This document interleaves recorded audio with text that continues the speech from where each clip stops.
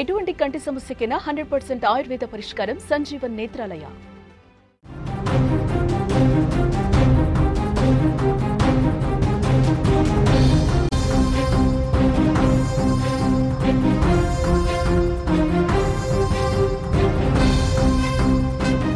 Breaking news చూస్తున్నాం. సత్యసాయి జిల్లాలో తీవ్ర విషాదం నెలకొంది.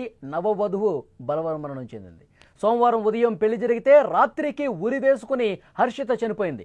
మొదటి రాత్రికి ఏర్పాట్లు చేస్తున్న సమయంలోనే ఈ ఘటన జరిగింది. శోక సంద్రంలో కుటుంబ సభ్యులు మునిగిపోయి ఉన్నారు. ఇంటి ముందు వేసిన పెళ్లి పందిరి ఇంకా తీయనేలేదు. కాళ్లకు పెట్టిన పారాణి ఇంకా ఆరనేలేదు. పెళ్లికి వచ్చిన బంధువులు ఇంకా ఇండ్లకు చేరనే లేదు. కుటుంబ సభ్యులు బంధుమిత్రుల సమక్షంలో మంగళ వాయిద్యాల నడుమ మెడలో 3 ముళ్ళు వేసుకున్న ఆ వధువు గంటల్లోనే మెడకు ఉరితాడు బిగించుకుంది. పెళ్లి జరిగిన రోజే నవవధువు హర్షిత ఇంట్లో ఫ్యాన్కి ఉరేసుకుని బలవన్మరణానికి పాల్పడింది. సత్యసాయి జిల్లాలో ఈ విషాదం చోటు చేసుకుంది. సోమందేపల్లికి చెందిన కృష్ణమూర్తి వరలక్ష్మి దంపతుల ఏకైక కుమార్తె హర్షితకు కర్ణాటక రాష్ట్రం బాగేపల్లి గ్రామానికి చెందిన నరేంద్రతో సోమవారం ఉదయం హర్షితకు పెద్దల సమక్షంలో అంగరంగ వైభవంగా పెళ్లి చేశారు. అదే రోజు రాత్రి నవవధువు హర్షిత ఇంట్లో ఫ్యాన్కి ఉరేసుకుని ఆత్మహత్యకు పాల్పడింది. శోభనానికి ఒక పక్క కుటుంబ సభ్యులు ఏర్పాట్లు చేస్తున్నటువంటి సమయంలోనే హర్షిత ప్రాణాలు తీసుకోవటం అందరినీ కంట తడి పెట్టిస్తోంది. ఉదయం పెళ్లి సందడితో కళకళలాడిన ఆ ఇంట్లో విషాద ఛాయలు అలుముకున్న పరిస్థితుంది. ఆమె మరణానికి కారణాలు ఇంకా తెలియాల్సి ఉంది. నవ వధువుకి ఈ పెళ్లి ఇష్టం లేదా, లేక ఇతర కారణాలు ఇంకా ఏమైనా ఉన్నాయా? అన్ని కోణాల్లో కూడా పోలీసులు దర్యాప్తు చేస్తున్నారు. అక్కడ పెళ్లి ఇంట్లో ఉదయం బాజా భజంత్రీలు మోగాయి. పెళ్లి అంగరంగ వైభవంగా జరిగింది. కుటుంబ సభ్యులు, బంధువులు, ఊళ్ళో వాళ్ళందరూ కూడా ఆ పెళ్లి చాలా సంబరంతో జరిగినటువంటి పరిస్థితుంది. కానీ సాయంత్రం అయ్యేసరికి అక్కడ ఆ నవవధువు ఇంకా కాళ్ల పారాణి ఆరకముందే ఫ్యాన్కి ఉరేసుకుని చనిపోయినటువంటి పరిస్థితుంది. అంటే గ్రామం పూర్తిగా విషాదంతో మునిగిపోయినటువంటి పరిస్థితి కనిపిస్తోంది. అసలు కారణం ఏంటి, ఎందుకు ఆమె చనిపోయిందనేది ఇంతవరకు బయటకు రాలేదు. ఆమె పేరెంట్స్ కావచ్చు, కుటుంబ సభ్యులు, బంధువులు కూడా కన్నీరు మున్నీరుగా ప్రస్తుతం విలపిస్తున్నారు. ఆమెకు పెళ్లి ఇష్టం లేదా, ఇష్టం లేని పెళ్లి చేశారా, కుటుంబ సభ్యులు బలవంతంగా ఈ పెళ్లి చేయించారా, లేకపోతే వేరే కారణాలు ఇంకా ఏమైనా ఉన్నాయా? అన్ని కోణాల్లో దర్యాప్తు చేస్తున్నామని చెప్పి పోలీసులు చెప్తున్నారు. కానీ ఇప్పటికీ కూడా కనీసం సమాచారం రాలేదు. అటు పెళ్లి కొడుకు బంధువులు కావచ్చు, ఇటు పెళ్లి కూతురికి సంబంధించిన ఈ అమ్మాయి పేరెంట్స్, కుటుంబ సభ్యులు కూడా అందరూ చాలా బాధతో మునిగిపోయినటువంటి పరిస్థితి కనిపిస్తోంది. పోలీసులు ఇన్వెస్టిగేట్ చేస్తున్నారు. అసలు కారణం ఇంకా తెలియదు. అయితే ఆమె ఎందుకు ఈ అఘాయిత్యానికి పాల్పడింది, ఎందుకు ఆమె ఉరివేసుకుని చనిపోవాల్సినటువంటి పరిస్థితి ఉంది? పెళ్లి ఇష్టం లేదా, పెళ్లి ఇష్టం లేకపోతే కుటుంబ సభ్యులకు చెప్పి నాకు ఈ పెళ్లి ఇష్టం లేదు, నేను అతన్ని పెళ్లి చేసుకోను, నాకు ఇప్పుడే పెళ్లి వద్దని చెప్పి ఆమె ఎందుకు ధైర్యంగా చెప్పలేని పరిస్థితి ఏర్పడింది? చనిపోవడానికి వచ్చినటువంటి ధైర్యం ఆమె బహిరంగంగా చాలా ధైర్యంగా కుటుంబ సభ్యులకు ఉన్న విషయం ఎందుకు చెప్పలేదు? ఈ విధంగా తనువు చాలించడం కరెక్టేనా? అందరూ కూడా ఈ విషయం మీద ఆలోచించాల్సినటువంటి అవసరం ఉంది. ముఖ్యంగా కుటుంబ సభ్యులు అమ్మాయికి పెళ్లి ఇష్టం ఉందా లేదా, తన ఇష్ట ప్రకారమే ఈ పెళ్లి చేస్తున్నామా లేదా? నిజంగా చాలా కుటుంబాలు కూడా ఆ అమ్మాయి మనసు తెలుసుకుని ప్రవర్తించట్లా.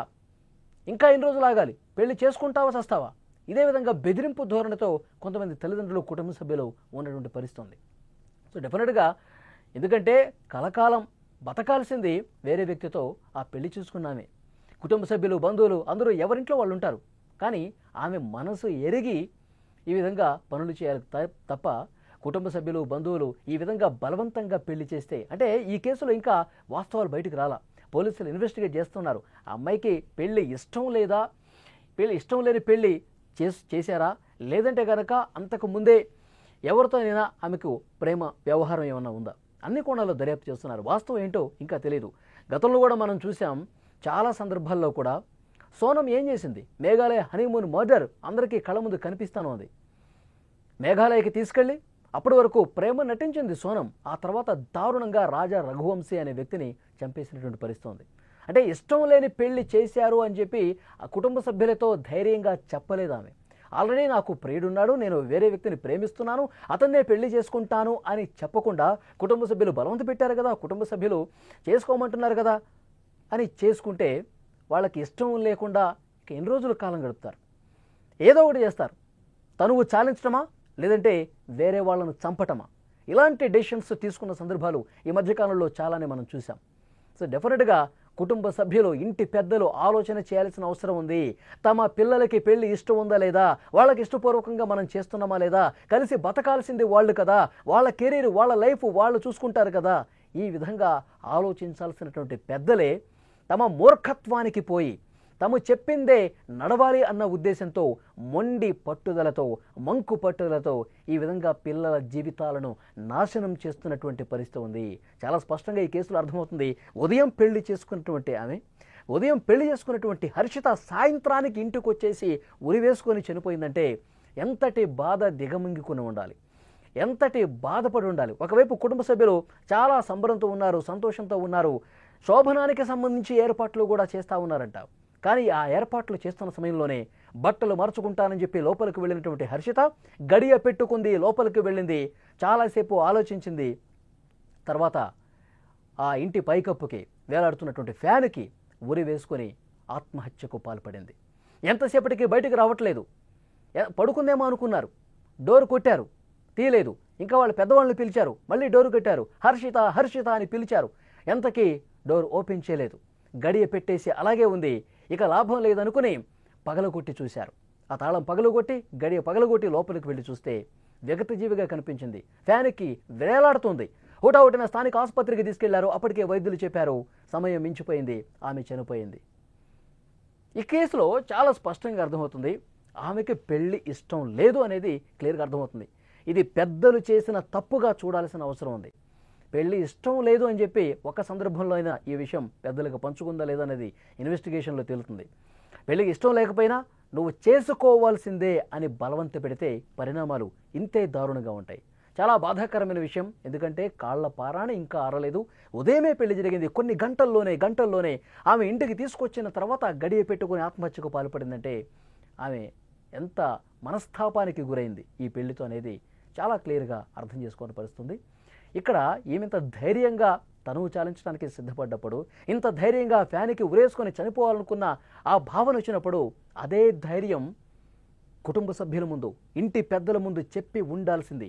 నాకు ఈ పెళ్లి ఇష్టం లేదు, ఈ పెళ్లి చేస్తే నాకు ఇక బతుకే లేదని చెప్పి ఉండాల్సింది. అలా చెప్పి ఉంటే ఒక ప్రాణం నిలిచి ఉండేది. సో ఇటు ఈ అమ్మాయిది తప్పు కనిపిస్తుంది, ఇంటి పెద్దలది కూడా స్పష్టమైనటువంటి తప్పు కనిపిస్తుంది. పోలీసులు ఇన్వెస్టిగేట్ చేస్తున్నారు. ఎవరైతే పెళ్లి చేసుకున్నాడో ఆ కర్ణాటక రాష్ట్రానికి సంబంధించిన వరుడు, అతని కుటుంబ సభ్యుల్ని కూడా విచారిస్తూ ఉన్నారు. ఫోన్ రికార్డింగ్స్ అన్ని కూడా పరిశీలిస్తున్నారు. అన్ని కోణాల్లో దర్యాప్తు చేస్తున్నారు. వాస్తవాలు మరికొద్ది గంటల్లోనే బయటకు వచ్చే అవకాశం ఉంది. చాలా బాధాకరమైన విషయం, కాళ్ల పారాణి ఆరకముందే ఆ నవవధువు తనువు చాలించటం అన్నది.